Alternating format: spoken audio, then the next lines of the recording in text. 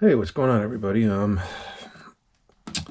is actually my first YouTube video. Definitely spent a lot of time watching other people's content, and I've wanted to start a channel for a while. It's just a fun medium to play around with. As all you guys know that have channels out there, it's just a cool reference tool. In my opinion, it's better than watching TV. You know, there's a lot of informative channels out there.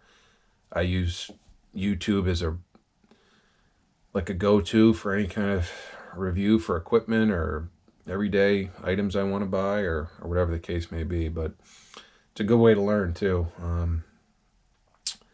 Yeah, let me get to it. So this is just going to be a simple review. I'm just going to do, I don't know, figured I'd do a little overview of my battle belt or war belt setup, whatever you want to call it. Haven't really had to go to war with it yet. Probably never will. This is more of a sort of a practical, like, range setup, and just something to, grab in a hurry. That's gonna, at the bare minimum, just carry a gun and some extra mags. So I think that's its base purpose at the end of the day. So most of the stuff I buy, I wouldn't even call myself an enthusiast. I'm sort of a novice with guns. I definitely own a few. Equipment wise, I'm not afraid to spend money. But I like to do my research, and I'm a little bit more in the budget spectrum. I don't really like to dump hundreds of thousands, or thousands of dollars into stuff that's not actually a gun. I'm sure some people have differing opinions on that, but I see a lot of people, they like to jump at the highest price tag stuff, and that's all well and good if that's within your means. You see a lot of stuff on Instagram and YouTube that's sets up nicely in a photo and costs a couple $1,000 for a scope or a gun or whatever, and a lot of times they don't have much wear and tear, evidence of wear and tear in there. So maybe some of that stuff's more models than any kind of practical use. But anyway, let me get to it. Like I said, I like to do things on a budget. I definitely try to do a little bit of research, but here's my little belt setup. So I started with something I just had kicking around at home. It's just an Oakley hook and loop, just inner belt. I actually think my brother might have given this to me, and I said, hey, I don't really wear these belts on an everyday purpose. I have like a Hanks leather gun belt. That's sort of my everyday, just general purpose belt. So this one was kicking around. So with that, I bought a Condor, just their new, I think it's like a Gen 2 slim battle belt. I know they had the one that's been on, it's just an Amazon special. So they had one that like a big wide webbing on there that I think's the older model. I knew I wanted something a little bit more thin and streamlined that my gear wouldn't flop over with, and just something easy to put on. So yeah, it takes a little, this is hook and loop as well. Takes a little finagling to get it on there the way you want, but it's a nice sturdy belt. I bought a lot of Condor products.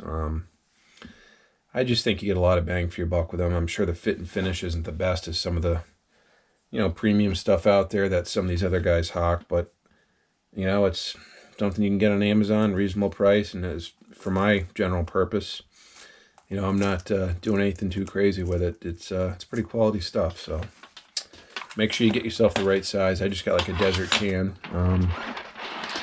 It's got this nice webbing that's hook and loop as well. You can take them off. I chose not to. It's some padding, 3 sections as you can see, and it's got a nice little textured grip to it, and it hugs really nicely to your shirt, doesn't bounce around.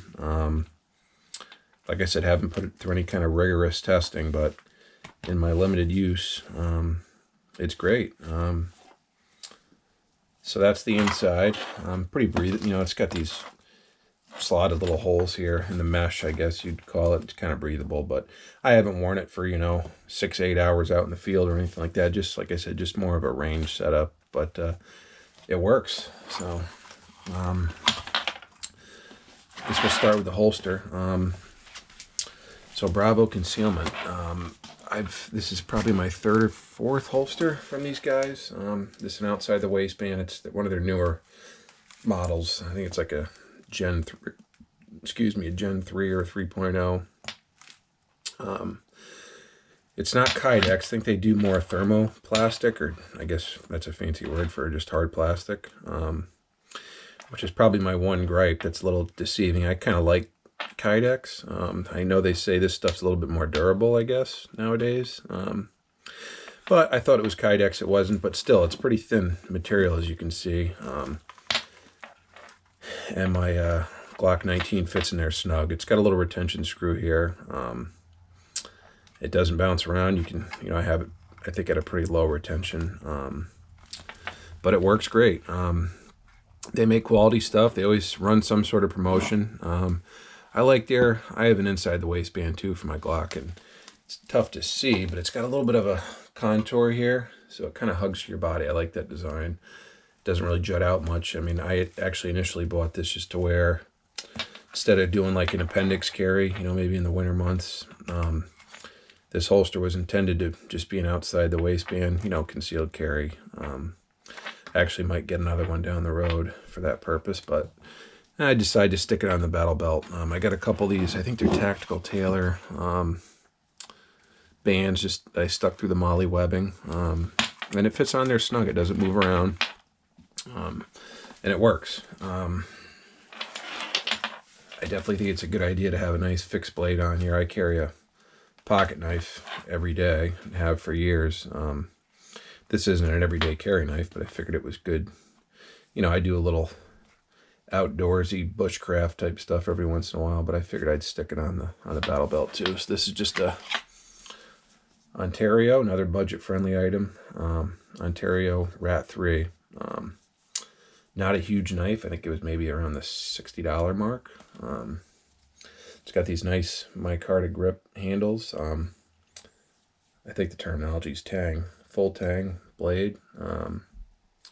It's a rugged little knife. I haven't done anything too aggressive with it, but I got bigger hands, and I put a little piece of paracord on the bottom that you can stick your pinky in, and it kind of hangs off, but it pinches in there tight. You can kind of use that to leverage the knife, and it's not going to leave your hand. So, and like I said, these textured grips are really nice. So, have this stuck on the belt with some more of those Tactical Tailor Molly attachments there, and moving down, the belt's got 4 of these little D-rings on it. I think they're more for like a harness or if you want to attach your chest rig, but I figured I'd put one as sort of a utility use. So I have a little Nitize S-binder, clip that on, and I got my mechanics gloves. I know you guys are familiar with those. Again, another value purchase of mine. I have a black pair that I wear quite a bit, keep in my truck, and these are pretty much unused, like a wolf gray color, and I think I got the 2 pairs on a promotion for $20, so it works for them. And again, this isn't really any professional way to set up a belt, because I'm definitely not a professional. This is just how I did it. I'm sure there's some haters out there, some people that would say, this needs to be positioned here at your 6 o'clock or your 3 or whatever. I don't know, but this works for me for now. So this is a utility pouch. I got another Condor product, Amazon special. This thing's great. I used to just kind of keep this in my truck as well. This is like a $13 price point. The front pocket here, I just got a couple pairs of latex gloves. Pretty self-explanatory there. Open it up, nicely organized. These things are great. Just have a permanent marker pen, a couple extra little screwdrivers for kind of small fine-tuning stuff I had kicking around. So I stuck those in there. Here, I know lighters are great. Probably could stick a lighter in here as well, but I just have a little box of matches and actually some dryer lint. This is a, if you guys haven't tried it before, if you're trying to start a fire, this is a great way to start. Just kick that match on the dryer lint, it sparks right up. Just have some more dry stuff to make that fire grow a little bit, but stuff works well for that purpose. And some paracord in there, and I have a little, I think this was a gift, just a little Victorinox utility knife, you know, Swiss, I guess just a condensed Swiss Army knife. I keep it oiled up and keep that in here. It's got a couple different tools on there, but another great little item to have. Utility. I don't think that was super expensive either, but they make quality stuff. So again, sticking with that budget terminology. And moving down, so this would be sort of positioned at my middle back. The way I looked at it was obviously your holster is going to be dominant hand. The knife I figured would serve the same purpose there. The gloves I kind of kept out of the way.